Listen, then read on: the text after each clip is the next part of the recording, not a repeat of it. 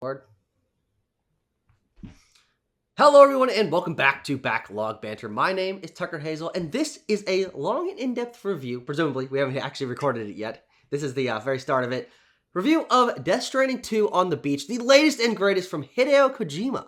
And we're here to give you our thoughts on the story and the how it progresses from the first game and the mechanics of the combat and everything that is changed and similar to the first game. But I have been joined by two Hideo Kojima masterminds. We've got Joe Richards here, who actually reviewed Death Stranding 2. And you got your score put up in a Kojima compilation. Yeah, that was crazy. It was it was quite a sight actually. Going onto Instagram one day and just seeing a poster with, oh my god, that's my number. That's my number out there. I reviewed the game for PlayStation Universe and I absolutely loved it. Yes, and then I also have my other friend Joe. They're both named Joe, so I'm probably just going to call you Joe and you Scruffy because that's what I called you online. Keep things a little bit clearer. But this is my friend Drew Wright, who is probably the biggest Kojima fan I know. He got the game early with their early access and has played to my playstyle, a disgusting amount of Death Stranding 2 on the beach. But that means you are an absolute professional and you know everything there is to know about Death Stranding 2. So we've got your mastermind perspective here. Yeah, my qualifications is just that I play a lot of video games, and I think that's pretty much good enough. Yep, if you're looking for my quick thoughts on it, I think I'm on the same camp as Scruffy here. Absolutely love the game, and I'm interested to get into, I guess, our differing thoughts on how everything progresses. Yeah. Well, I also think it'd be good for us to start with what our history is with Kojima games, because he's such a distinct creator that I think your resonance with his style, period, very much informs when you're coming into one of his new projects. And so, for me, this is an interesting one. This is the first Kojima game I've really thought was excellent. I have played through and completed Death Stranding 1 and Metal Gear Solid, so pretty limited in my scope of experience with Kojima. And I'm certainly going to play his other games. I'm not completely down on him overall, but I thought that Death Stranding 1 was not very good, and I thought that Metal Gear Solid was fine, but very overrated. And so I was like, I'll just play Death Stranding 2. I think the trailers look funny. And to my complete and utter surprise, I think Death Stranding 2 on the Beach is a genuinely phenomenal game. One of my favorite games of the year. I was completely blown away by the storytelling and the visuals and the combat and the world design. I think it is a masterclass in so many different ways. And now I have the Kojima game that I love. And so I do think that it'll retroactively inform my taste, and I'll go back to playing, MGS2 or MGS5 or whatever and be like, oh my gosh, I love Kojima through Death Stranding 2. I've got a touchstone now, and that feels really good because he was someone that I always respected on the edges but never had a personal affinity for until now, where I have Death Stranding 2 and I'm like, no, that's a game I really love. So we are three people here who are very hot on Death Stranding 2, but we come at it from different perspectives. So, Scruffy, let's start with you. What is your Kojima history? Are you a fan of his work? Yeah, no, I mean, my first Kojima game was actually Death Stranding 1, way back when it first came out. And I was, God, I was quite young when that game came out, and I stuck with it, and almost out of spite, I found myself really loving it for whatever reason. I love the original Death Stranding, and Death Stranding 2 was a game that I was really looking forward to, but I was a little bit more skeptical. I think going in, I think the game looked good, but I thought, does Death Stranding need a sequel? And that was a question that was in my head all the way up until playing and finishing the game, to be honest with you. I'll get into that later, but I've been, just before Death Stranding 2 came out, I went back and I've been starting to work through his older work. I beat MGS1 and I enjoyed that. I enjoyed MGS1 a lot. And I'm just getting through the beginning parts of MGS2. I'm planning on finishing the whole MGS series at some point because I do love what I've played so far. But yeah, I come at Kojima from more of a distant sort of appreciating him. He is this monolithic figure, and because of that I respect him, and because of that I jumped into Death Stranding because it was the hot topic. Yeah, of course. I'm looking forward to going back and playing his other stuff though. Yeah. And so you've got two fresh-faced baby Kojima fans here who have a limited experience with work, and then we've got the lore master, Joe Wright here. Just tell the audience what your experience with Kojima is, because I know you are just you're head over heels for this guy. Well, I love him, yeah. Well, my first game was Metal Gear Solid 5, and maybe some other people had this experience too, where I tried to start and then put it down several times because the intro for that game is like 2-3 hours long. Mm-hmm. And then you just get to a mission where it clicks for you. Mm-hmm. Absolutely love that game. Now, I've played bits and pieces through the Metal Gear series. Yeah. I haven't been able to. My roommate, Sam, and other occasional friend of the show, Shmuel, is definitely the biggest in terms of every single piece of lore elements and can explain to you the 8 different variants of Snake. But I've watched all of those games completely, had numerous hour-long conversations about them. And as well, interestingly enough, earlier last year, I played through Police Knots and Snatcher, which were the 2 PC and visual novel-esque games that he made. So it's interesting. Kind of like Scruffy mentioned, I adored Death Stranding. I played the Death Stranding director's cut. Mm-hmm. Tucker, if you remember, maybe you could go on this a bit more, but remember when you got the game on release back freshman year at the Doze, and we were just trying to figure out what the hell was going on. Yeah. I distinctly remember a conversation where we were describing to one of our friends, I forget where we were walking to, but just trying to recount the first 2 hours of that game's plot. Mm-hmm. So yeah, and then I ended up playing through all of Director's Cut earlier this year. Absolutely adore that game, and same as Scruffy, I was kind of going on, maybe not the lens of should it have a sequel, but I guess, what's the evolution here? And that's pretty much it. That's my history. Yeah, he's a pretty cool guy.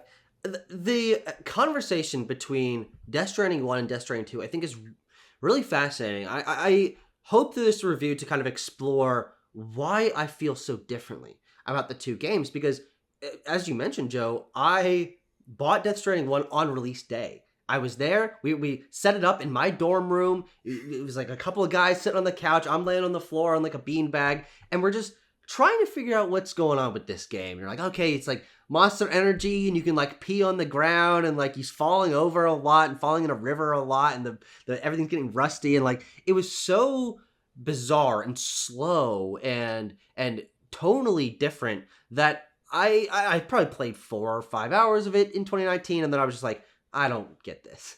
And I did go back and actually finish the entire Death Stranding 1 earlier this year through Director's Cut on PS5. Which I know cleaned up some pacing things and some combat things, but I don't really know what's different. So we're probably just going to talk about Death Stranding 1 mostly in terms of Director's Cut, because that's, I think, how the 3 of us are most intimately familiar with it. But I still, even playing all the way through Death Stranding 1, I still didn't really like that game. I liked the world concepts. I liked some of the performances. I was interested in learning more about what this world was and what these characters were, but on a pacing level, on a combat level, on a story level, and character level, I was not really sold on that first game, even finishing up like, yeah, okay, Kojima's got, he's smoking his own pipe and then he's putting up his own butt. Like, that's the kind of like attitude that I was taking to it, which I know is aggressive, but with Death Stranding, when you say 2, it like that, with Death Stranding 2, I do feel entirely different about it, and I don't exactly know why. I think there's a lot of changes on basically every level that I want to dig into, but I like the fact that I like this so much more. And it does give me like the thought that maybe I can go back to Death Stranding 1 and appreciate it more now that I like 2 so much. But I feel like it's kind of rare to feel like there's such a big gap between the 2 games, but experientially, I mean, it's night and day for me. And which is why I'm just like, so I'm surprised and so happy that I like it, because I didn't expect to going into it. I was just going into it because it was like, it's the new Kojima game. You can't miss out on the launch of a Kojima game. But then I personally really loved it. And so that was an interesting sort of journey over the last 6 months of playing the first game, think it's just okay, and then really loving the second game. Yeah, no, I feel like that's an experience that a lot of people have had. And I think it's such an interesting question because foundationally, Death Stranding 2 makes it uses a lot of the same parts that Death Stranding 1 does in terms of mechanics, plot, and the way that it's structured. I just think Death Stranding 2 is far tighter and it knows what it wants to be. This really does feel like Death Stranding 1 was baby steps. Death Stranding 2 is, hey, this is what we were doing the whole time. which isn't to say that I don't like Death, which isn't to say I like Death Stranding 1 any less. It's to say that Death Stranding 2 was it was staggeringly better than I was expecting. I was expecting to like it, not love it that much more than the original game, which I already liked a lot. Like, this is absolutely, at least so far, obviously we're only 6 months through the year, my pick for Game of the Year this year. Sure. Yeah. In terms of the comparison between the two of them, Joe, what is your feeling between the two games? Kind of like we've talked about earlier, this is very similar to me with how I felt with Breath of the Wild versus Tears of the Kingdom, where I completely get both points of the argument in terms of streamlining gameplay. Definitely changes to pacing, but there's that emotional connection that I have with the one, particularly with the ending of that game, that I just find so beautiful. In a way that, while of course we'll get over this, the ending of Death Stranding 2 is just utterly fantastic and indescribable in some parts. That humanistic core, I had a tighter connection in one. But we'll get going a little later in terms of gameplay. Yeah. But it's an interesting divide that I've honestly been thinking about myself a lot. It's been flipping and flopping.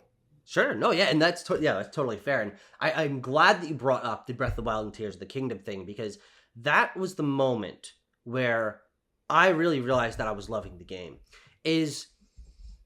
I feel like this is very kind of rare for people that are like game critics or think very deeply analytically about games, but I'm a big fan of iterative sequels. I'm a big fan of polish level. You know, there's a lot of people out there that are like, I really want a game to be like janky and messy and stuff, and I get that, but I do think there's something to tightening up. I like the word you used, Scruffy, of this feeling like the tightening up and just a deeper understanding of so many of the elements from that first game that are polished and changed just enough to where experientially I think they feel very different.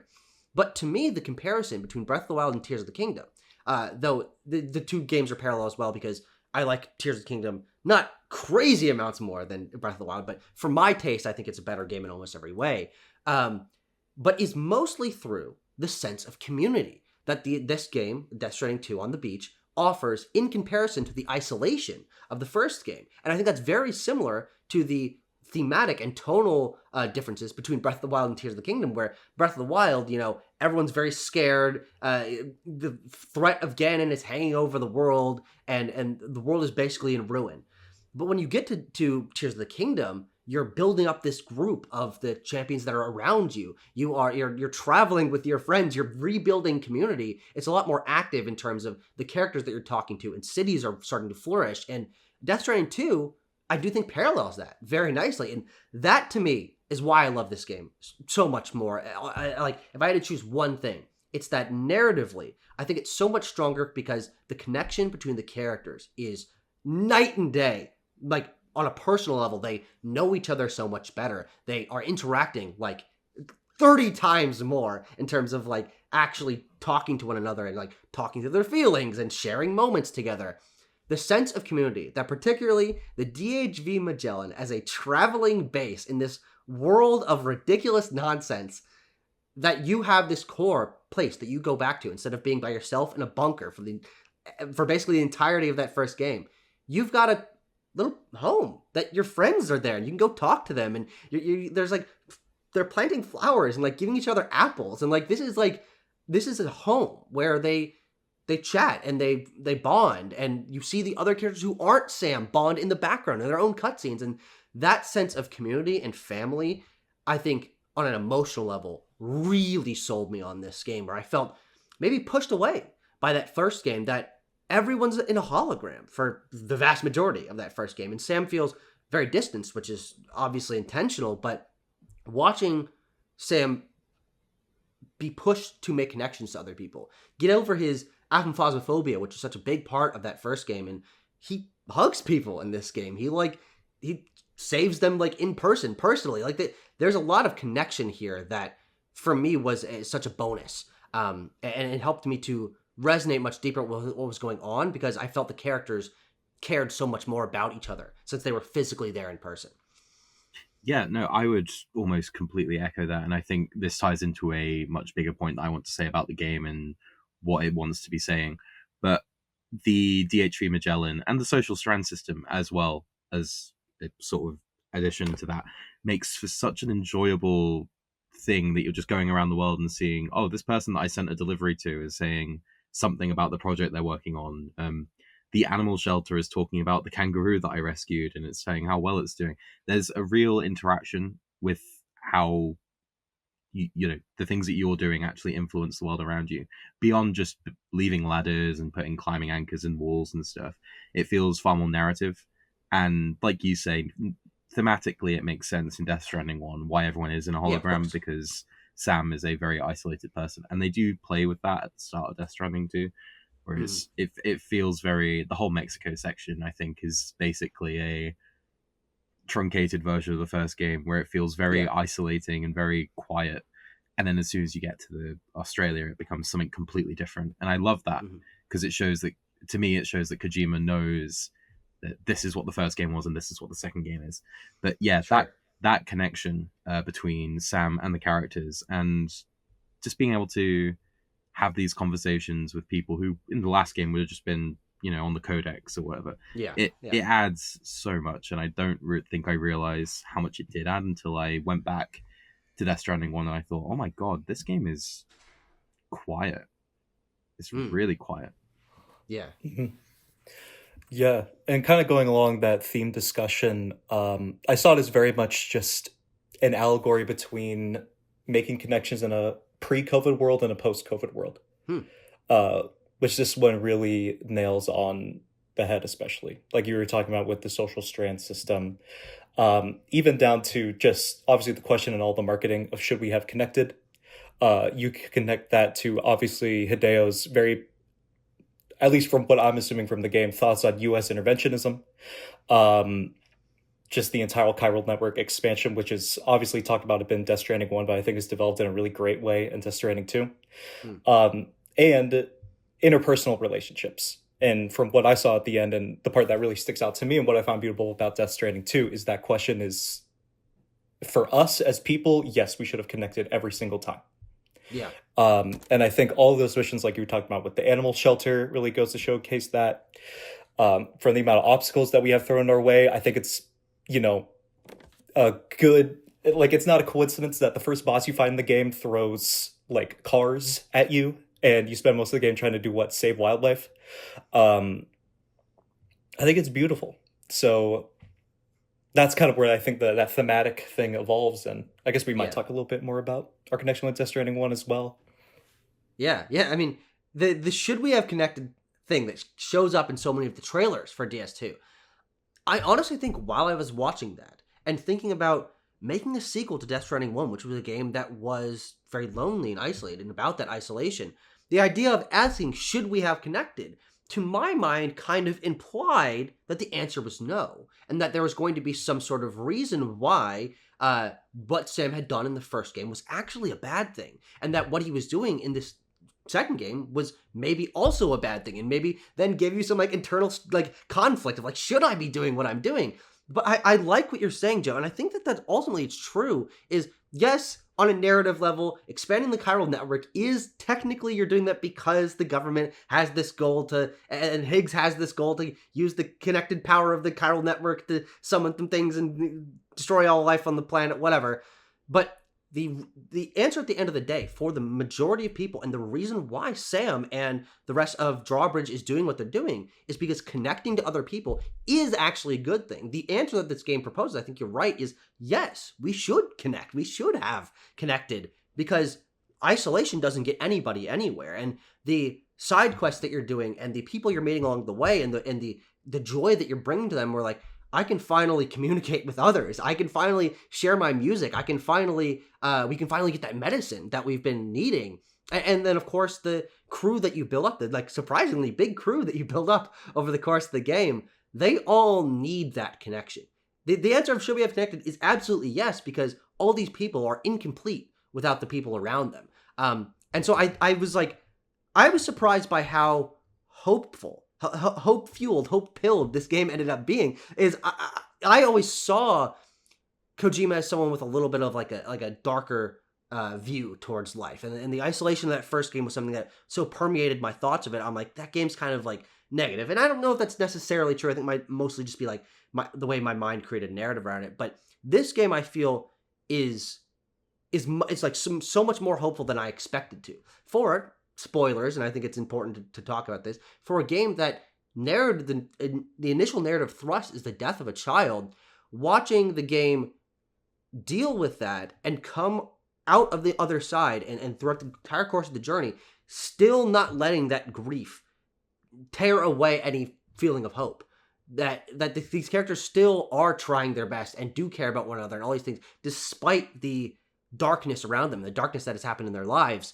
I was waiting for the game to turn like dark and be like, oh shit, we shouldn't have connected. Oh, this is actually bad. And like all this stuff. I'm like, but the game finishes and like you've got this big moment at the end where all the characters are like, connecting truly. I'm like, no, the game never took the turn. It actually is. It's good that we connected. And despite the bad things that happen in our lives, this is still very important. Mm-hmm. Yeah, no, I think what Kojima is saying with Death Stranding 2 is that there's two types of connection. And I think the comment about US interventionism and interventionism in general, I think is really important to consider, especially to do with the storyline to do with APAC and stuff like that, where it's revealed partway through the game that, accidentally that Drawbridge actually wasn't an independent company the whole time, and that this could be construed as a US government attempt to essentially colonize Australia. That reveal was I think that was the moment where the should we have connected kind of leaped in my mind. I thought, oh my God, we're in trouble now. Obviously that is going for a completely the Apex storyline is going for a different kind of thing. But I think Kojima is drawing attention to the fact that, yeah, we can physically connect and we can, create these infrastructures and, for whatever we need. But the human connection and the power that has is completely separate and not something that can be interfered with by governments and whatever institutions are trying to get in and do it. It's only something that humans can do. And I think the ending very much shows that the entire final arc of the game is very focused on that importance of, hey, it's human. It's not to do with chiral networks. It's us. Yeah. Especially Neil's entire plot line as well in Death Stranding 2 really drives us home. Yeah, which was my favorite part, frankly, in this game is everything that goes on with him. Neil is obviously filling in the Mads. Sorry, it was Cliff, wasn't it? Cliff in the first game. He's very obviously filling in the role for that, which is why I say that Death Stranding 2 makes a lot of the same use of component parts, where Death Stranding 1 had these sort of abstract, weird realms where you went in and did combat, and Death Stranding 2 directly mirrors that. I do agree with Joe saying that Neil was the highlight of the game for me out of nowhere, almost. I thought, who is this guy? And to be honest, when I was first playing through the game, I thought, this does feel a little bit rote for a sequel. I thought, okay, we're doing the same thing. There's this mystery guy that's haunting Sam. What is going on? I wasn't really buying into it, but then as soon as it jumped into who he actually was and his involvement, and again with how surprisingly active he is in the game's plot, it immediately just clicked into place. Everything felt perfect around Neil, and I loved him so much. And the storyline with Lucy as well, that importance of human connection again is right there. And how that because I was initially a little bit of, oh my God, how are they going to link this to Sam? And then I found out how, and I thought, oh my God. I literally recoiled as soon as like that reveal of his relation with Lucy. I was like, oh, we're going there. Yeah, it was a massive moment. I walked away from the game for a bit because I thought, oh my God, so well done. Yeah. So Joe, talk about your thoughts on that Neil story, if that's one of the narrative highlights of the movie, of the game for you. What were those beats that like really, really stuck with you from his narrative? I mean, that's about like as cynical and frankly realistic as what America is doing to every other country. I mean, it doesn't get much darker than the smuggling of still mothers to give birth to essentially, again, these BB units to run the energy system. Like, that's the other thing you forget about from Death Stranding 1. It's like, how is the chiral network run? Oh, dead babies and mothers, essentially. Literal human trafficking, and again, just especially how he got out of, again, like his story begins in that war zone, the trauma that he holds and how closely his life in a lot of ways mirrors Sam's in the two directions he could have gone. And then where it really sticks that landing home, where in life and in death, he was the stepdad that stepped up in some cases. Especially that final cutscene with delivering tomorrow to Neil's realm. I also close off by saying, similar to you, Scruffy, with it really didn't take a genius to figure out tomorrow's connection and all of this, and that she was a reincarnated Lou. In fact, this was basically a conversation maybe you thought before the game. I know I had with my roommate Sam before the game even came out, where for me it was just as simple as, okay, what's the tagline of one, Tomorrow's in your hands? How does it end? The final chapter of Death Stranding 1, Tomorrow is in your hands. What is our character's name? Tomorrow. Okay. You can see where that's going. Yeah, because Kojima's not a subtle man. It needs subtlety, though. I think it was still such a powerful moment for Sam, just because I could see it coming, and I think it was a safe bet. That moment where it sort of falls for Sam, and he realizes that, oh my God, you are my daughter. Like, that is such a powerful moment. And for how subdued Norman Reedus is throughout the game, he really sells it in that moment. I love him as Sam. It's such an understated performance, and he does it so well. So well. Yeah, the character balance in this game I think is really interesting, because ultimately on like a writing level, it's a lot of the cast around Sam that ends up getting the more active emotional moments of the story, because Sam is still, even though he is learning to connect with others, learning to share a space, learning to touch others, he's still a very isolated person. And he does his best work when he's out on his own, trekking through the woods, trekking through the mountains. And so it was interesting to see the way that the game narratively gave him a lot to work with kind of on the edges.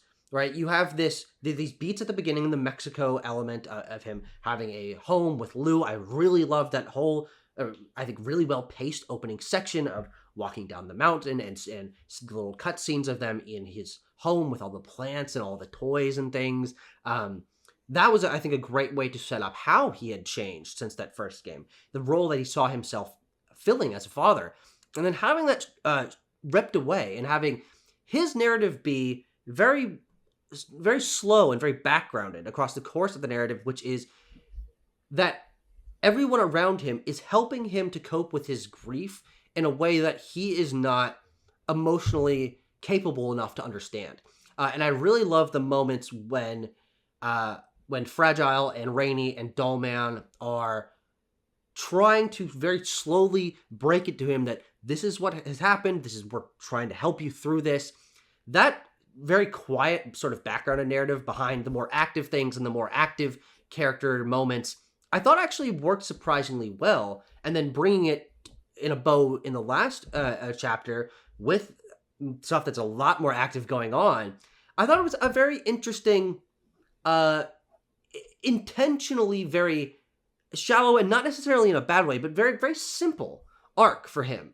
Because his narrative is that he's not dealing with his emotions, really. Is that he's focusing on the work, and that it's the people around him that are slowly trying to help him get through this. And so then it makes sense why then the narrative is ultimately a lot more actively about the progression of Tomorrow and the bond between Fragile and Rainy and Tomorrow, and then Neil's story, which is like a lot more happens in Neil's story and his cutscenes than Sam says the entire game. And the game is balanced in that really, I think, compelling way where it reflects the needs of the characters.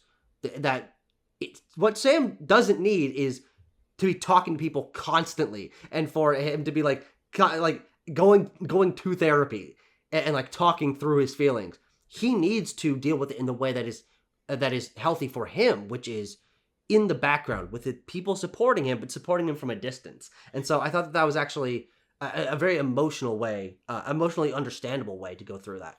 Yeah, no, it's such a Kojima way of taking the monotony of the first game and recontextualizing it. When that sort of came to the front, and it was, I mean, I think to a player it's quite obvious what has happened. I think my brother came in the room and he's like, oh, so the baby's still on his chest. I'm like, not really. I don't think there's actually a baby in there. Like, and I'm like, I don't really know why, so I'll try to figure that out later. But you're right. Like, I definitely from the beginning was like, this is something's going on here. Yeah, I think it was when Dolman was talking about how, hey, you know, just take your time. You know, you've gone through a lot of stress. And I remember, I think I had a bit of a moment to myself where I was really confused. I was thinking, why have we got Lou? Why is Lou a baby again? And then it made sense, and I thought, oh right, okay, this is Sam having a grieving process.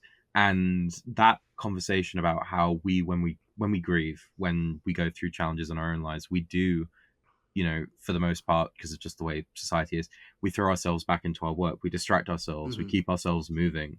And quite a lot of the time, you know, that is often the best way to get back to normal. It's just do what you were doing, and then you'll reset eventually. I think that is a really interesting way of keeping the mechanic of Death Stranding 1, where the whole point was, you know, he talked about, you know, drawing attention to the time that you actually have to do something. And then, hey, what about when we're going through something hard? That kind of monotony and that kind of comfort can be really good for us, and, you know, almost just keeping us grounded. And that was a really interesting moment when that happened for me, and it made me rethink a lot of what I'd been through in Death Stranding 2, and especially to do with how the game felt easier. That felt it felt like a very knowing adjustment from the first game that this one was easier. And I think that's down to, you know, Sam is experienced and he is kind of going through the motions. The whole point is that he is going through the motions. It's meant to be this kind of easy thing that he can lose himself in, not something that's going to be challenging him. When people critique the game for being easy, I thought, I think that's kind of the point, you know? Yeah, and I think also on an interesting level, I think it ties into the community aspects of the first game that are, I think, even more present in the second game, which is the roads and the zip lines and the ladders and all the generators and things that you can build. I don't know if it was maybe because this game was newer and a lot more people were more active on it, but my world was populated with like 2.5 more times things in the environment once I unlocked the areas than they were in the first game. Like, at a certain point, I was putting down quite a few generators. You know, I'd contribute to the roads when I could, but there was so much in the environment, and it certainly made it a lot easier. But to me, it was because the community was stronger, and not only because Sam has his community much stronger supporting him, his friends supporting him, but that's reflected on a game design level with there being a lot more structures that make your delivering process a lot easier, because it is about that wider game community that this game also ends up fostering. Yeah. And honestly, just funny enough that you talked about the easiness of the difficulty. Maybe cringe take coming in. That kind of is a little bit of my issue with Death Stranding 2. Sure.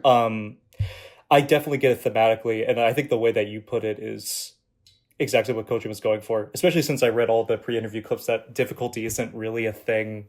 I guess in terms of game over, let's just call it, then he's not that interested in, which I'm totally fine with. But I guess down from like a gameplay perspective, funnily enough, I feel like this game and a little bit of Death Stranding 1, since I also find that game to also be relatively easy, it kind of has the sneak archer problem that Skyrim has, where being a sneak archer is a really boring type of play, but at least from the way that my brain goes with games, it's kind of hard not to take the easy way out. And for me, that kind of became the case with some of the vehicles, especially once I get the truck going in from there. And to an extent, this is a problem where I control the buttons I press. There are some cases where I probably just should have gone with the climb that mountain when I really want to experience. More in just terms of, I don't know, the world's kind of flat a little bit. And I think ending my tangent off a little here, the quintessential Death Stranding mission to me is still in Death Stranding 1 when we deliver Mama to Lochna. Okay. Because I think that mission has it all. Beginning with the fact that, okay, we're carrying a human on our back, we can't have too many other items at play. We go out immediately, Higgs has a boss battle to screw with us. and you can either go through the motions of defeating it or running away. And then the fact that that route has to go through the entire mountain, and you can't really use a vehicle to get around with that, and that there's the hot spring spot to have one last conversation with her, and then that slow descent down with a low roar song playing at the end. That's I was kind of hoping for a mission that would give me that sort of high that I did then. And maybe I'm just chasing after the dragon that isn't there. But for me, that's still that quintessential mission. And really, that's only... I'm comparing a 9 out of 10 to a 10 out of 10 here. Just two beautiful games. But I think that was the one thing I was looking for. Yeah. It's interesting because a lot of, the changes... I think I was framing this kind of at the beginning of this review, is a lot of the changes here... I do think I can understand someone who is much more fascinated by this game, or this series, I guess, on a difficulty level and a mechanical level, where a lot of the reason why people love that first game is because it was kind of abrasive, and it was mechanically, like, it was fighting against you, and it wasn't, nothing was easy to do. You had to be, like, locked in at all times. That is a big part of the appeal of that first game and why it resonated so strongly with a surprisingly big and also growing fan base. That game is not niche, by the way. It sold like something like 15 million copies. Yeah, it sold well. Yeah. And Death Stranding 2 sold 1.3 million, I think, in June. So it's doing just fine. Which is just crazy. And I understand that, but I also think that is also why that first game was so divisive, is that amount of mechanical complexity, that amount of abrasiveness isn't for everyone. And I'm the kind of player that is not for. And so I found that first game to be a experiment in forcing myself through a game. Is I was like, how quickly can I do this? I really don't like doing this. I'm curious to see what happens in the story, but I'm doing this just to kind of do it. And I do think that forcing myself through it is certainly what impacted, on a negative way, my experience with that first game. And then the second game, for me, I'll get another reason why, and experientially was a complete night and day difference, is I do feel like this game understands, from my perspective, a better balance between mechanical complexity that is kind of opt-in, where there are these optional side challenges that are a lot more difficult than the main story. The main story is a lot shorter on average quests in that first game, where maybe you'd be doing something that's going to take you 45 minutes and it's going to be maybe 25 here. I think on a pacing level, in terms of mission length and then also cutscene length, I think it's a lot quicker back and forth here, and which I definitely want to talk about. And then also the general difficulty and how quickly you get guns, how quickly you get access to vehicles, different kinds of vehicles. I think the area sizes feel a little bit more manageable, so you're opening up that chiral network at a little bit better clip, and then the other structures start to fill in. Taking away how full of friction that first game was, I can understand that being a criticism of this game, to your point, Joe, for you, game is a little bit worse. A little bit worse. Tanya, I would never insult a beautiful queen. And Scruffy, we were saying that a lot of people might criticize this game in comparison to the first one for being easier. That's why I liked it. And I'm not afraid to say that, is that first game was a little bit too hard for me and was kind of annoying. And standing down those rough edges, for some people, can be a negative, but for me, it was like, oh, thank God. And then I was able to approach the game on the terms that I really wanted to, which again is much more on that narrative side, which is the world building and getting deeper into that, and the characters, and appreciating the environment direction and things. I was able to appreciate the game on my level a lot better because they took out or toned down a little bit of how full of friction and how tense that first game can be. This is a different experience, intentionally so. I think one of the most interesting things to do with the difficulty for me was how they, in universe, explain some of these changes. So, for instance, with the blood grenades, they actually have a conversation with you when you unlock them, saying, "Oh, because of scientific development that we've done over the last couple of years, we don't actually need you to use your blood anymore. You can just throw them." I think it was the same for the zip lines. They mentioned that because of recent developments, they can actually bend a little bit. So you don't have to have them in straight lines anymore as they were in the first game, which obviously is an excuse for quality of life and making things that little bit more approachable. And also just a cool in-universe reason. So yeah, Sam was helping them research BTs and helping them research anti-BT weaponry. And now that has been done.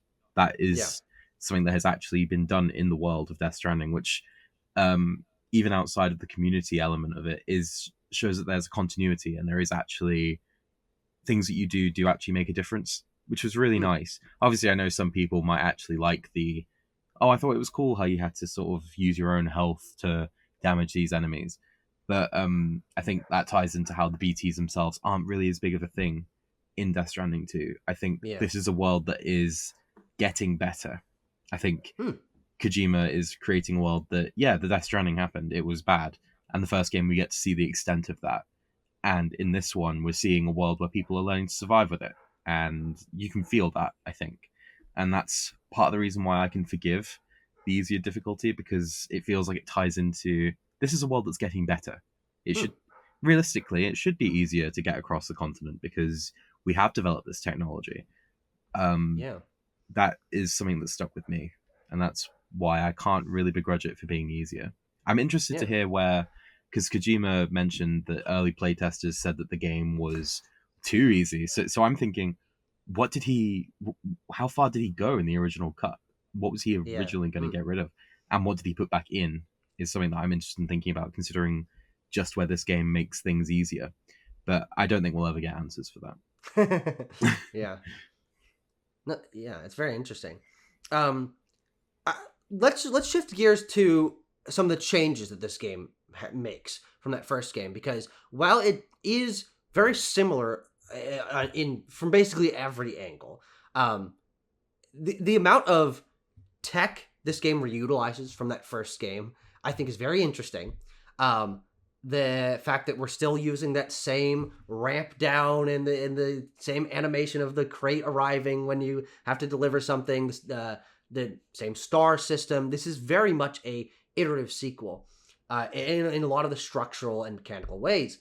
But I do think that a lot of the other subtle changes that I think just fill it out the edges a little bit more are a big part of the reason why I find this game so much more compelling. And one element of that is one of the first things the game introduces you to is dynamic weather, dynamic impact of weather on the environment, and rising water levels and mudslides and forest fires and sandstorms. And the fact that the world, which was a really big part of what made Death Stranding 1 so special, is attention to detail in world design and the amount of geometry on the rocks and the fact that you could like stub your toe on things literally, that has been like doubled down on here. It's still not quite as frictionful, which is interesting because Death Stranding 2's world is a lot more active in terms of things that can change around you and things that can fight against you.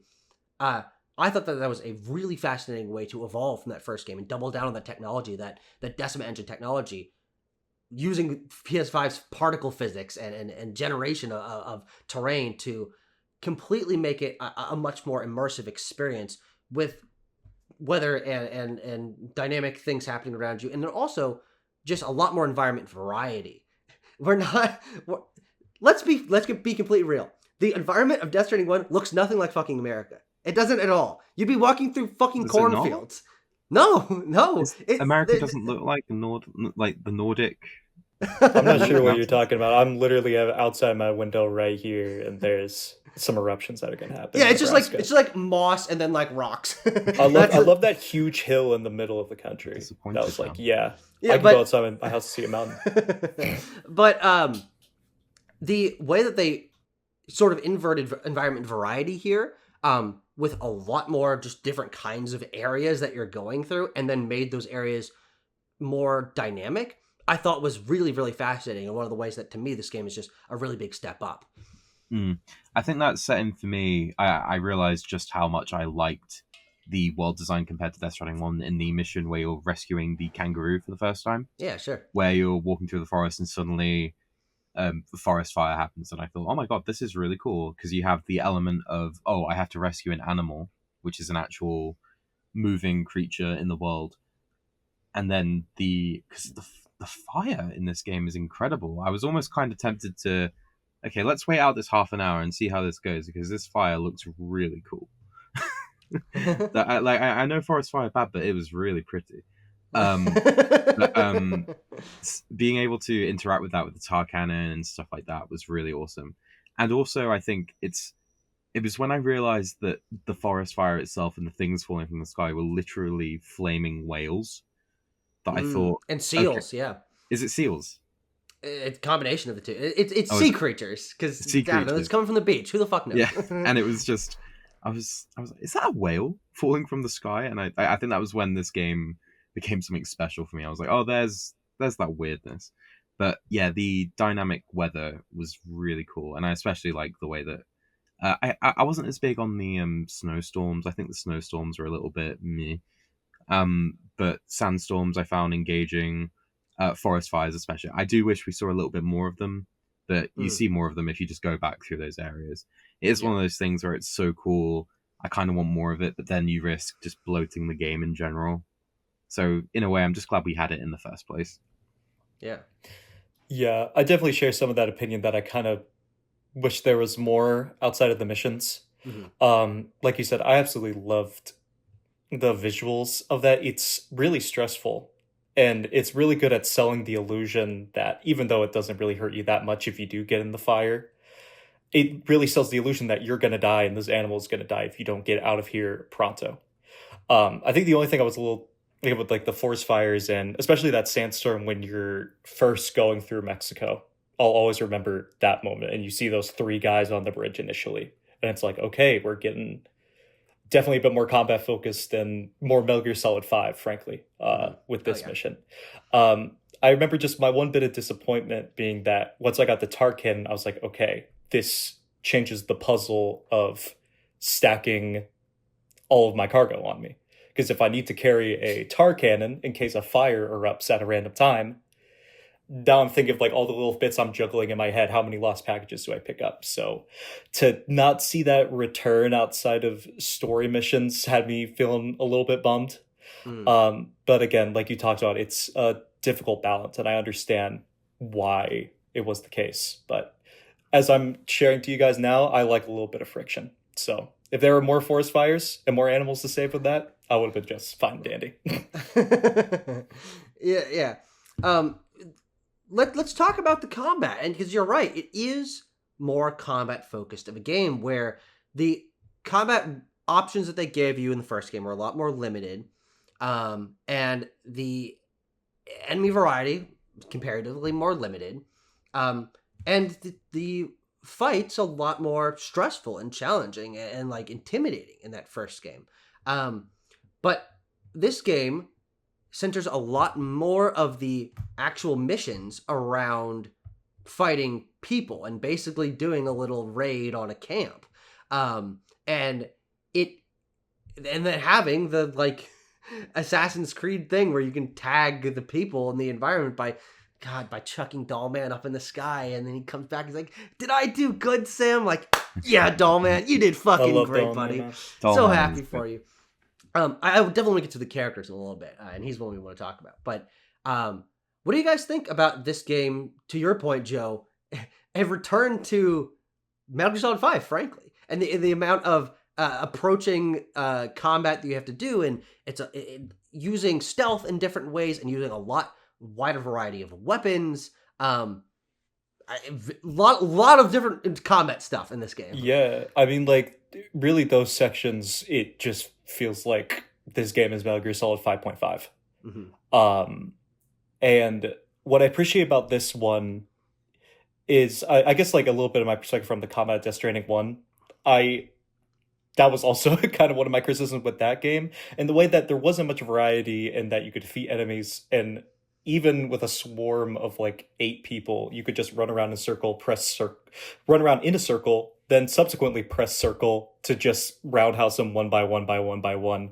And that's just not very fun, is it? So having the combination of the crazy amount of weapons that you have, The blood boomerang is goated. The power glove is the most fun weapon that I think Hideo's ever put in a video game. And the fact that you can evolve it more and more and do the combat trials with the VR missions and do Hadoukens, essentially. And then when you get to the pizza chef, and if you advance his story long enough with pizza weapons, it's like a sandbox. And so the fact that at least one of my favorite little environmental puzzles that is in the game. It's when we start getting into the mountain region on the west side, and if you build the road, it goes directly through an enemy camp. And when you fail to take out enemies one by one, and there's inevitably like 15 people there, it's very easy for them to throw a spear into your car. And now all of a sudden, okay, now I have to fight.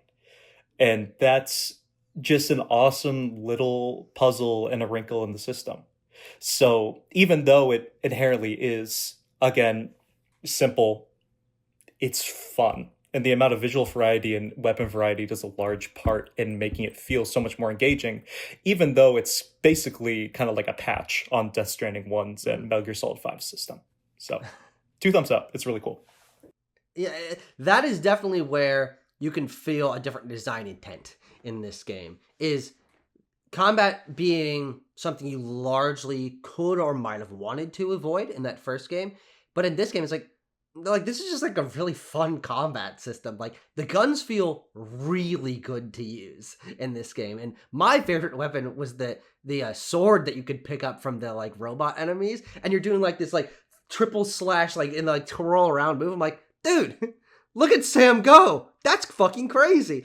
And I was like, I like doing the combat in this game. And it is interesting where that then just becomes, and I think that's a lot of this game is where it becomes more of a sandbox than an enjoyable sandbox rather than something that might be seen as a sandbox full of friction. This game is smoother and more entertaining, and I don't necessarily mean that in the first game wasn't, but the intent for this game's design is for you to be feeling kind of powerful and joyful in a lot of these different scenarios. So, Scruffy, what are your thoughts on the combat? Yeah, no, I'm pretty much I'm pretty sure it's universal acclaim at this point that the combat in Death Stranding 2 is pretty well it pretty well eclipses the original, and I'm pretty in line with you when I say that the sword that you can get from the ghost mechs was probably the moment where I thought, oh my god, this game is you can get a sword in the first game. What is this? But that emphasis on actually going into camps and trying to stealth around and actually get your way in and out. I had more than a few memorable encounters where I had to get this explosive from. I can't remember what order it was. It was midway through the game, but you're getting bomb parts from one of the camps, and I had to sneak in about 3 times. Each time trying to take a different route before I realized you could go over the mountain and down into it. And that made me realize that if there's one thing I didn't really like about the combat is that the AI didn't really feel like it was properly responding. Like I ran away and then it felt that they just returned. It felt a little bit Ubisoft. I know you made the Assassin's Creed comparison point earlier, but it felt a little bit Ubisoft where enemies didn't really stay in any kind of alert. They just went back to what they were doing as if they didn't care, which made going back in quite easy. But that was one little moment where I thought, I would have liked to have seen some more put into that. But in general, the combat feels really good. If there's anything I'd like to highlight, I think you covered everything with the human enemies. Is my slight disappointment that the BTs were less relevant this time around, because I thought the contrast between, I mean, the weight has shifted. I think the first game was all about the BTs, and I can't remember if there was any required fights with any of the mules in the first game. I don't think there was. Whereas in this game, you have more than a few moments where you're actually fighting against people that are shooting at you, and you have to kill them, or I say kill them or knock them out.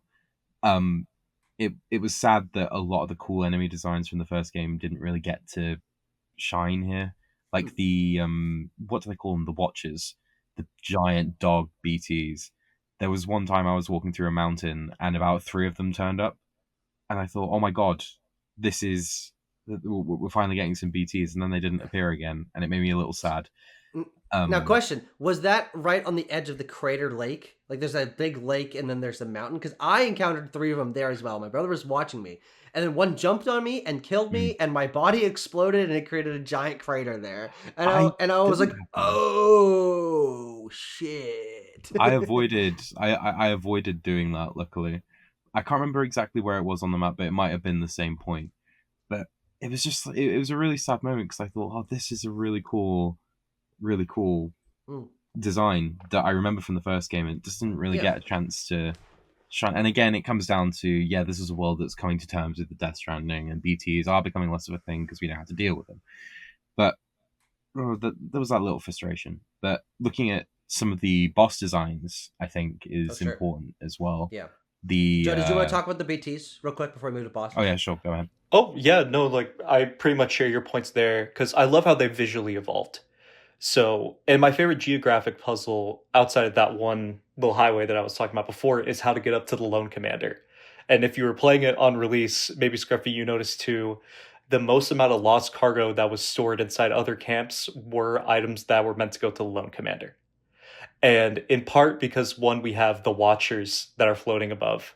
And I remember, just for funsies, I was like, what? I have anti-BT bullets. Let's just go try to shoot them. And they instantly turn around quick, and they just basically are like Endermen, and would they teleport over to you and try to get that stranglehold over you. Like, I love that design. And then that puzzle of getting up to the Lone Commander before you build the road there.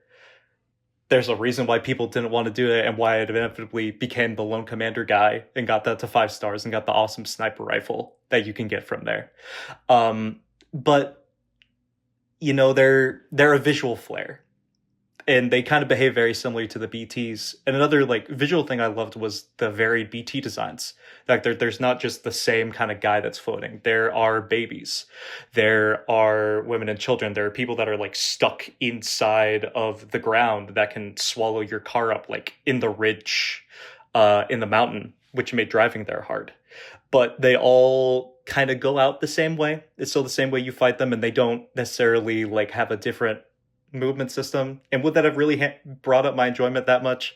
I don't know. I'm kind of having wishful thinking here. But when I saw one of those baby BTs flying, I thought it would behave differently than some of the other ones, especially with that cutscene when we maybe for a split second think that Lou's Han Kov split up when she's crawling back to the BB pod. That's really it there. Yeah, no, that is that. There was those moments where they have the BTs that can see you without hearing you. I can't remember what they call them. They're not called Watchers, but they're the ones with eyes. And I thought, okay, they introduced this one new faction of BT, and I thought, okay, we're going to get a few more, and they're going to emphasize them again. And it just never really happened, which I thought was interesting. And I suppose the only other new element or enemy type with chiral creatures as well, which felt very odd. That I had to remind myself that they even existed, and I reminded myself because I took a clip of when you're walking through the jungle. There's just an army of about 1,000 tiny little tarantulas that chase after you, and that was frightening. But they don't really do much with that either. Yeah, it's them and the bats, and I think that's the only ones that I can remember right now. They have the little blob creatures as well. Yes, those jellyfish that from the ending of Death Stranding 1, where there's kind of just sanction on that one beach area. I remember I went back and forth to do some missions for, I'm forgetting the name of the South Korean actor, but he's the guy that gets you the power glove. And just going back and forth and taking them out there and being kind of sad that they weren't, I don't know, floating along elsewhere in the game. But pretty much what I have to say there. Yeah. And then Scarfer, you were about to get into the bosses. So what are your thoughts on bosses in this game? Number, variety, spectacle, narrative, whatever angle you want to take it. I mean, that's a lot of different angles. In general, really, really pleased with what they did. I think they've grown and built on, because the bosses in Death Stranding 1 were still very, very, very cool. The introduction of the ghost mechs, I think, gives this game that little bit of an edge, where it feels that in a lot of ways this game is sort of negging on Metal Gear. And some of the designs for the ghost mechs very much feel like that. Like the Kraken one that you fight at the start of the game, that is very much, I feel, Kojima flexing and saying, yeah, I can still make cool mechs. Watch me. Yeah. And that boss was really cool. I love how when you die, you can just pretend to have won. I think that's such a funny way of getting around specific encounters that you can't do.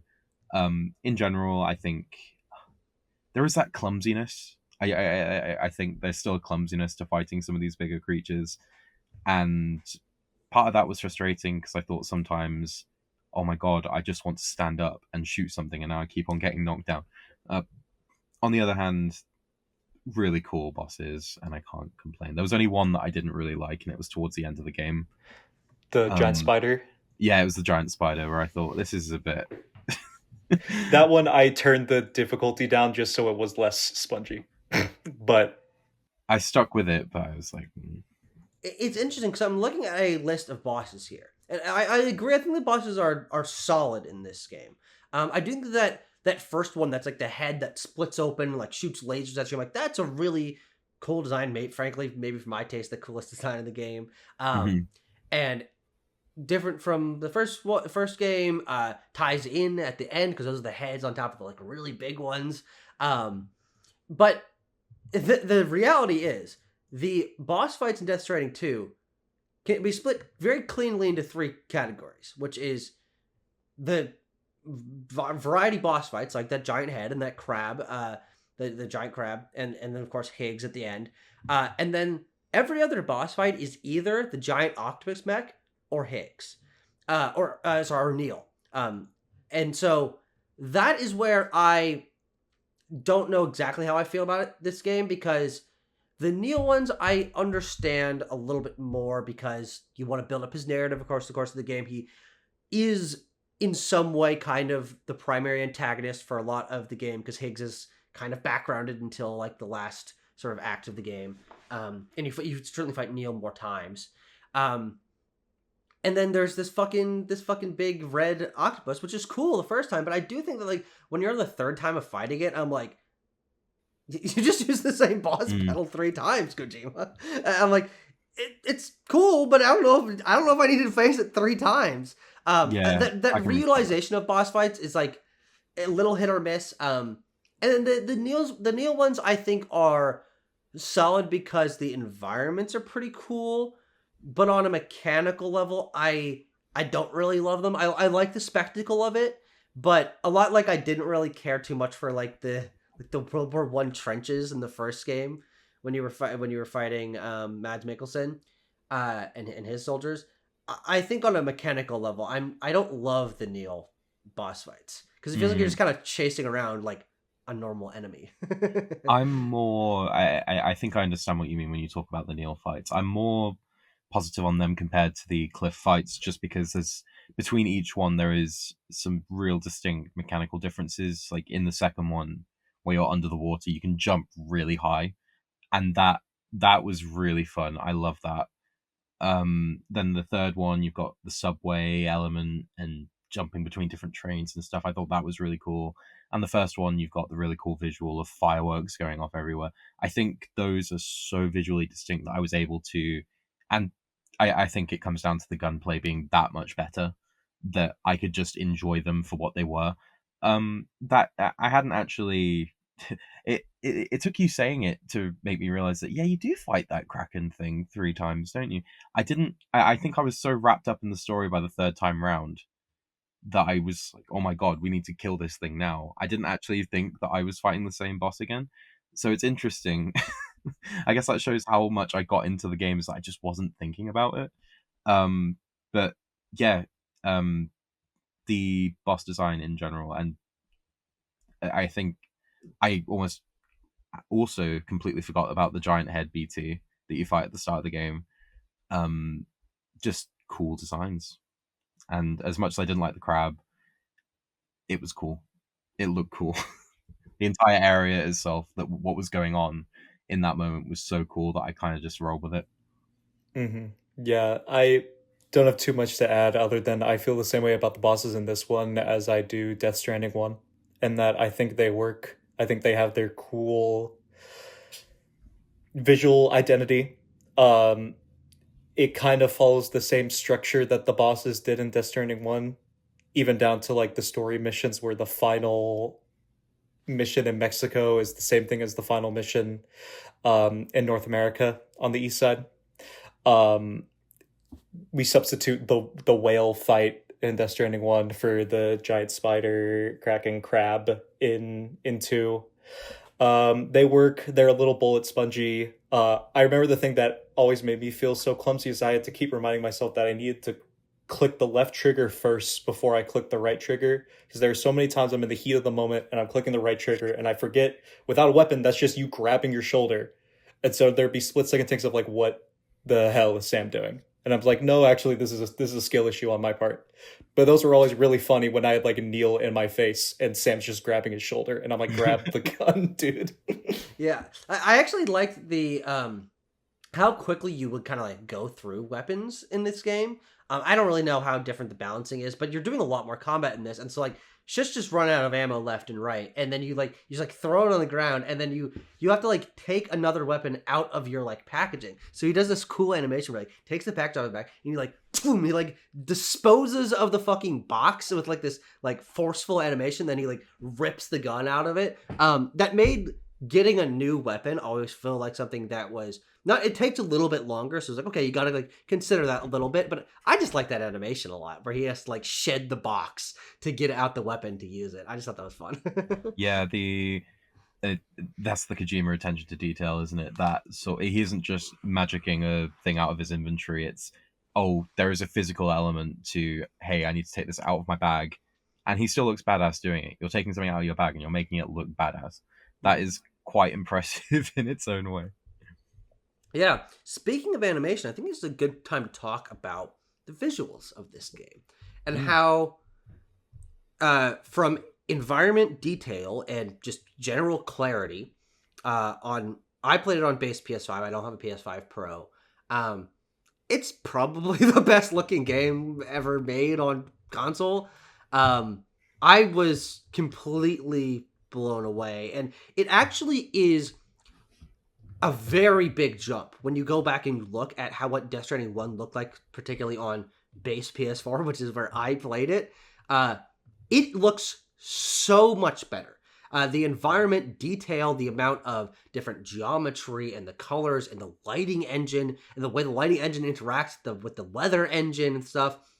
And then, of course, the animation detail and facial detail on the characters. This is one of the most impressive games I've ever seen, and it made the emotionality of this game, which operates in a much broader spectrum of emotions, and also, as we mentioned, a much broader spectrum of environments. It felt like everything synergized in a really great way, where the environments look great not only just because they're game is high resolution and the lighting engine is great, but because then there's a bunch of different environment variety. So going through the forest is a lot different than going through the mountains, is a lot different than going through the canyons and the deserts and the X and Y and Z. And then on the emotion side, the characters, like, there's a lot more smiles in this game. There's a lot more laughing. There's a lot more goofing around. And so then the facial capture and the attention to detail on the like way the characters' faces look, that also synergizes in a great way. And so this is one of those games where I'm like, this game would not be as impactful emotionally or mechanically or visually if all these things weren't in harmony. Like, if this was a game that they had to sacrifice power for to put it on PS4, this would not be as good of a game, because it needs this kind of next-gen fidelity to really be this, like, next step in the evolution of video game design.